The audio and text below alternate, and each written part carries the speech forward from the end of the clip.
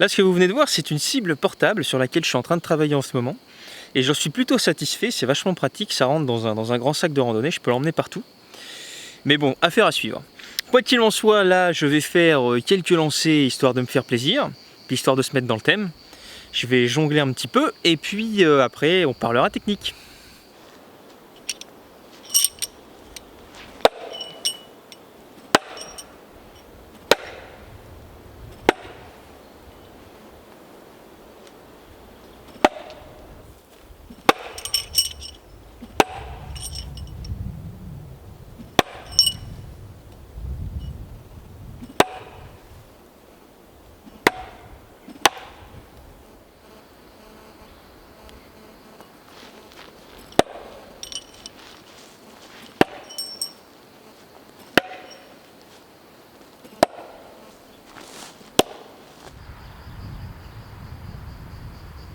Alors aujourd'hui, j'avais envie de vous parler d'un sujet qui est crucial dans la maîtrise du lancer de couteau, à savoir le grip.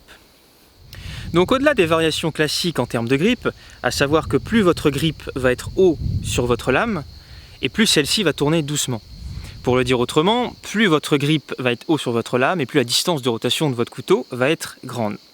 Mais au-delà de ces variations classiques et largement traitées, il y a un parasitage souvent inconscient qui se produit au niveau du grip et que tous les lanceurs doivent corriger et qui vient modifier la rotation du couteau.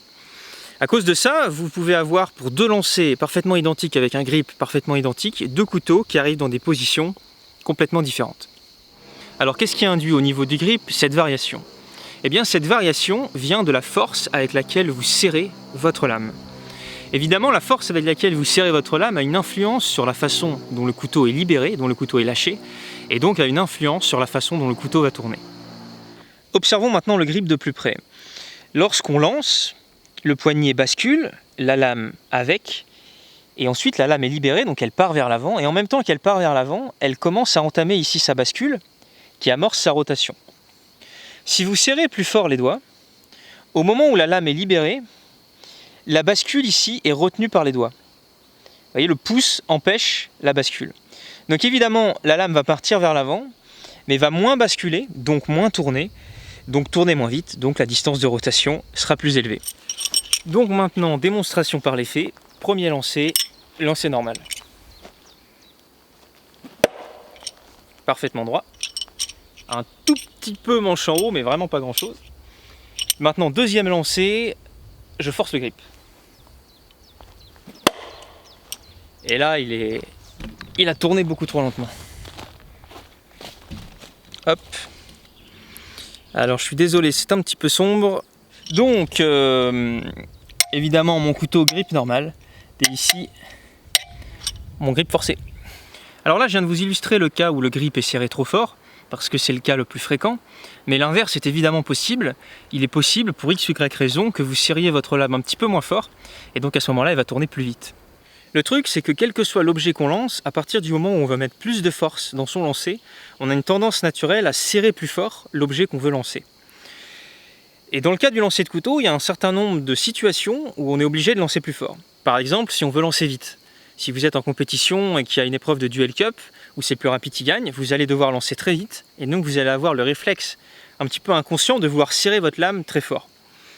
Mais le cas le plus fréquent, c'est évidemment quand on recule, c'est-à-dire quand on lance de plus en plus loin, où là évidemment il va falloir mettre au fur et à mesure plus de force dans son lancer, et donc on va avoir une tendance naturelle à vouloir serrer la lame plus fort. Pour solutionner ça, il est impératif de garder en permanence un grip qui soit relâché, qui soit très laxe, quelle que soit la force que vous mettez dans votre bras, votre grip lui doit rester relâché, et la pression qu'exercent vos doigts sur la lame doit toujours être la même. Alors évidemment, il n'est pas naturel de forcer, ou en tout cas de mettre de grosses accélérations avec son bras, tout en gardant les doigts relâchés. Donc ça va vous demander un petit peu de travail, mais c'est vraiment indispensable pour maîtriser votre mouvement et votre lancer. Voilà, mes explications arrivent à leur fin, donc je vous dis à très bientôt.